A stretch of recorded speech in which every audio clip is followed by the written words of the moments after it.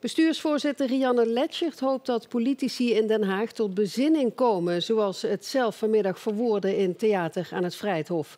Daar werd het academisch jaar vanmiddag officieel geopend na de traditionele wandeling van het bestuursgebouw van de universiteit naar dat Vrijthof.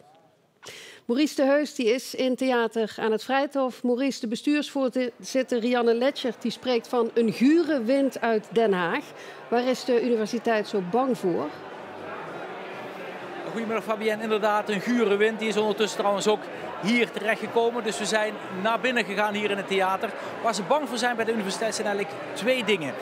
Eerste zaak natuurlijk de bezuinigingen, want dat gaat ten koste van de innovatiekracht van de regio. En daarom wordt de universiteit gesteund door Limburgse gemeenten en de provincie Limburg. Verwijten naar Den Haag zijn vooral korte termijn politiek en niet op de lange termijn kunnen nadenken. Een ander probleem is natuurlijk de beperking die er zou kunnen gaan gelden voor buitenlandse studenten. Het speelt al een tijdje in Maastricht en dat heeft dan te maken met twee zaken. Het eerste punt is buitenlands talent. Wetenschappelijk talent zou er niet meer naar Limburg komen. Dat hebben we hard nodig. Klinkt dit hier zeker met de mogelijke komst van de Einstein-telescoop waar veel over werd gesproken. En het tweede punt is, buitenlandse studenten zorgen ook voor geld in het laadje. De financiering van de universiteit is belangrijk. En zonder buitenlandse studenten zou de universiteit minder inkomsten hebben. Want dat huishoudboekje is ook belangrijk. Kijk, wat we zien is dat de effecten die deze maatregelen kunnen hebben voor bepaalde instellingen, met name als je kijkt naar Twente, Maastricht en Groningen, die zijn veel groter en veel desastreuzer dan op sommige andere instellingen. En daarnaast is er ook altijd een roep geweest dat we moeten profileren. Dat we niet 14 dezelfde universiteiten willen hebben. Dat er ook iets te kiezen moet zijn. Ook voor de Nederlandse student die bijvoorbeeld veel meer een internationale Europese omgeving wil. Nou, die moet naar Maastricht komen. Als je dat niet wil, nou, dan ga je bijvoorbeeld naar Utrecht of dan ga je naar Nijmegen. En die keuze, nou, daar staan we voor als hoger onderwijssector. En dat moeten we vooral niet kapot maken. U kent het rapport Elke regio telt. Ja, dan moeten we het in Den Haag ook gaan waarmaken. Maurice, de Universiteit Maastricht, ruim 22.000 studenten, ruim 5.000 medewerkers, zou daarmee ook tegen de grenzen aanlopen.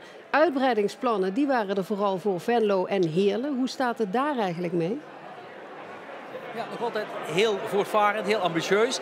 In Venlo start dit academisch jaar, een nieuwe richting om te kijken naar nieuwe teelttechnieken. Een high-tech kas moet daar een beetje de landbouw van de toekomst gaan introduceren. En in Heerlen zijn er plannen voor een onderzoek naar stedelijke ontwikkeling. De infrastructuur, onderwijs staat eigenlijk allemaal in de steigers, klaar om te gaan. Alleen, zegt Rianne Letschert, dan moet de Universiteit van Maastricht wel de schaal blijven houden die ze nu hebben. Ze moeten even groot blijven, want bij bezuinigingen gaat Heerlen niet door. Maar dat kunnen we alleen maar doen, daar zal ik ook eerlijk in zijn, als we de schaal hebben die we nu hebben. Dan kunnen wij dat soort investeringen blijven doen. Ja. Dus zegt u dan ook van als we echt moeten bezuinigen, dan is dat iets wat wel op de tocht staat? Ja, dat moet ik dan helaas zeggen. Want nogmaals, wij moeten hier in Maastricht een grote instelling financieren. Met ook grootschalige infrastructuur. Dat kost, zult u begrijpen, aardig wat geld.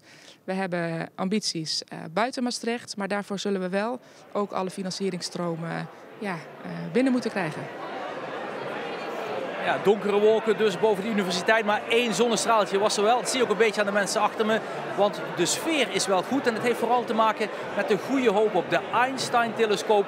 Dat zou echt een wetenschappelijke stunt zijn als die over 2 of 3 jaar inderdaad aan de EU-regio en Limburg wordt toegewezen. Maurice de Heus in Theater aan het Vrijthof, dankjewel.